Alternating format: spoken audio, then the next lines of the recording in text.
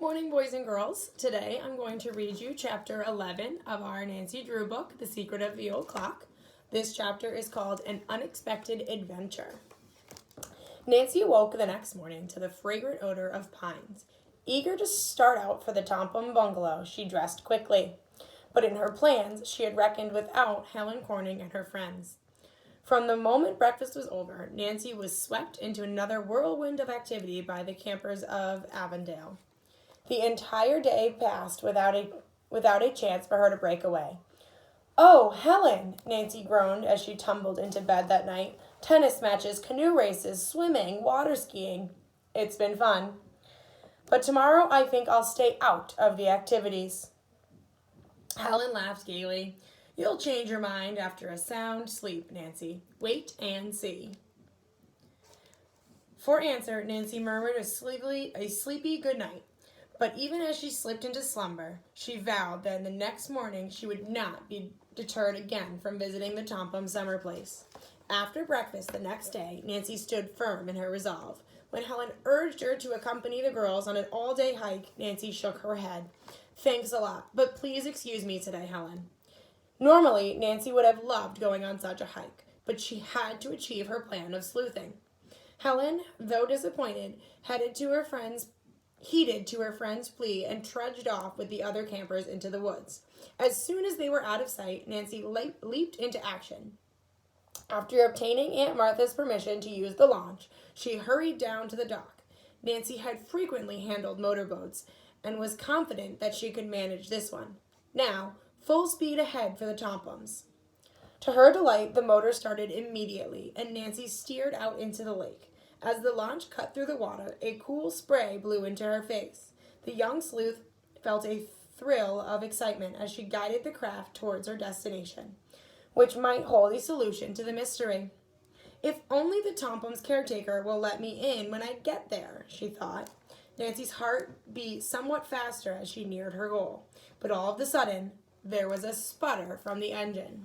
The next instant, to Nancy's utter dismay, the motor gave one long wheeze and died. "Oh!" she cried out loud. Nancy knew that the tank held plenty of fuel, for she had checked this before departing. A moment later, she recalled Helen's remarks about the engine being balky at times. With a sigh of impatience at the unexpected delay, Nancy examined the motor. For over an hour, she worked on it, trying every adjustment she could think of, but her efforts were useless. There was not a sound of response from the motor. "What miserable luck," she said aloud. "Of all the days for the motor to conk out. This means I won't get to the Tompum's cottage after all." For a moment, Nancy was tempted to swim ashore. To be so close to the bungalow and not able to reach it was tantalizing. But she resisted the impulse. She could not leave the boat stranded. It would drift off, and she would be responsible. "I'll have to wait for a passing boat to rescue me," Nancy decided.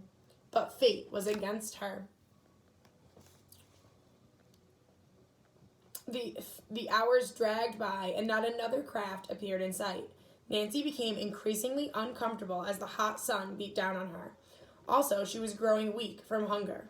And worst of all, Nancy thought gloomily, another whole day is being wasted. I want to get to the bottom of this mystery. To occupy her mind, Nancy concentrated once more on the motor. Determinedly, she bent over the engine. It was not until the sun sank low in the sky that she sat up and drew a long breath. "There," she declared, "I've done everything. If it doesn't start now, it never will." To her relief and astonishment, it responded with a steady roar as if nothing had ever gone wrong. Nancy lost no time heading back towards camp. She dared not attempt to visit the bungalow since it would be very dark soon. When finally she eased to the dock, Nancy saw Helen and her friends awaiting her. They greeted her with delight. "We were just going to send out a search party for you," Helen explained. She stopped abruptly and stared at her friend. "You're sunburned and covered in grease." "What happened?" Nancy laughed. "I had an extended sunbath." Then she gave a light-hearted account of her mishap as the campers trooped back to their cabins. When Helen learned that Nancy had nothing to eat since breakfast, she went to the kitchen and brought back some food. The following morning, the young Luth decided on her next move. Directly after breakfast, she began packing. When Helen entered the cabin and explained it in amazement, "Why, Nancy Drew, you're not leaving camp already." "I'm afraid I have to, Helen. Right after lunch. I may be back, but I'm not sure, so I better take my bag with me." "Don't you like it here?" "Oh, of course," Nancy assured her. "I've had a wonderful time. It's just that there's something very important I must attend to at once." Helen looked at her friend searchingly, and then grinned. "Nancy Drew, you're working on some mystery with your father." "Well, sort of," Nancy admitted, "but I'll try to get back, okay?" "Oh, please do," Helen begged. Nancy went to the office to pay Aunt Martha and explain her hasty departure. After lunch, she set off in her car to a chorus of farewells from the campers, who sadly watched her depart. She headed the car toward the end of the lake. Then she took the dirt road leading to the Tompum cottage. Soon she came to a fork in the woods. "Now, which way shall I turn for the bungalow?" she wondered. After a moment's hesitation, Nancy calculated that she should turn left towards the water, and did so.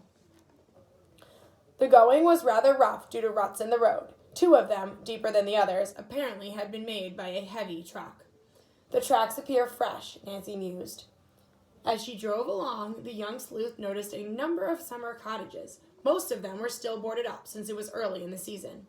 As she gazed at one of them, the steering wheel was nearly wrenched from her hand by a crooked rut.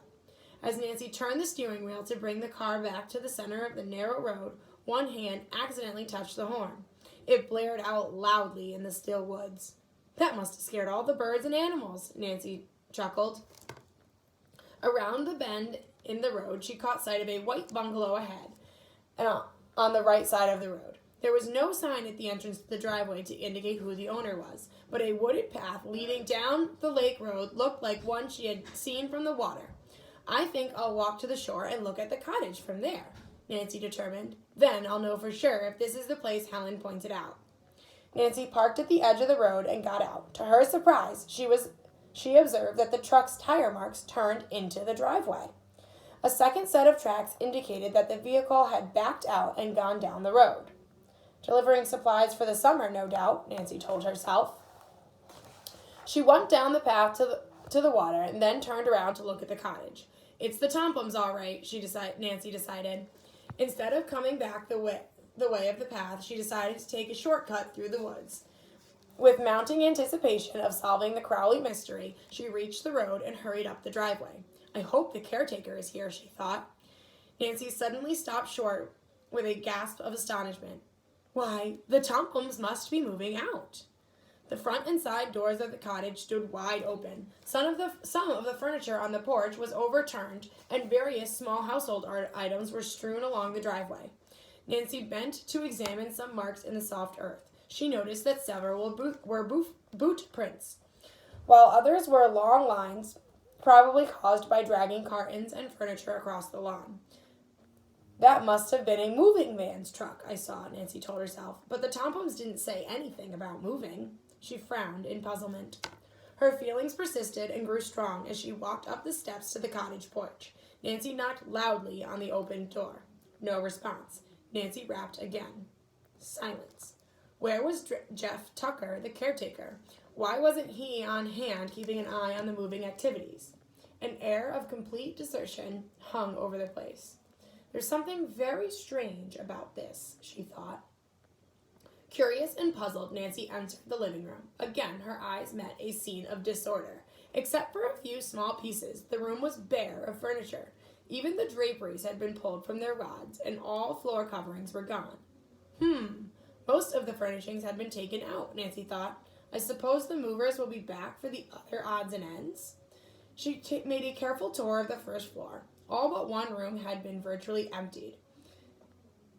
This was a small study. As Nancy entered it, she noticed that the rug lay rolled up and tied, and some of the furniture had evidently been shifted in readiness for moving. "Funny, I didn't hear anything about the Tompums deciding to give up their cottage," she muttered. "And I must say, these moving men were awfully careless." A vague suspicion had been forming in the back of Nancy's mind, and now came into startling focus. "Those men might not be movers," she burst out. "They may be thieves." At once, Nancy thought of the dark gray van which had stopped at the Turners. Those men may be the same ones who robbed them. That would explain, Nancy thought fearfully, the evidences of the truck's hasty departure. Probably the thieves were scared away when I sounded my horn. Nancy glanced about uneasily. What if the men were still nearby, waiting and watching for a chance to return and pick up the remaining valuables? The realization that she was alone, some distance from the nearest house, swept over her. A tingling sensation crept up Nancy's spine. But resolutely, she shook off her nervousness. At least I must see if the Crowley clock is still here, Nancy reminded herself, and then went through the bungalow again. She found no trace of the timepiece, however. I guess the thieves took that too, Nancy concluded. I'd better report the robbery to the police right now. She looked about for a phone, but there was none. I'll have to drive to the nearest state police headquarters. Nancy started to the door. Passing a window, she glanced out, and then she paused in sheer fright. A man wearing a cap pulled low over his eyes was stalking up the driveway toward the cottage. He was not tall and slender like the caretaker. This stranger was rather short and heavy-set. This man fits the Turner's description. He must be one of the thieves who stole the silver heirlooms, Nancy thought wildly. And that's the end of chapter 11.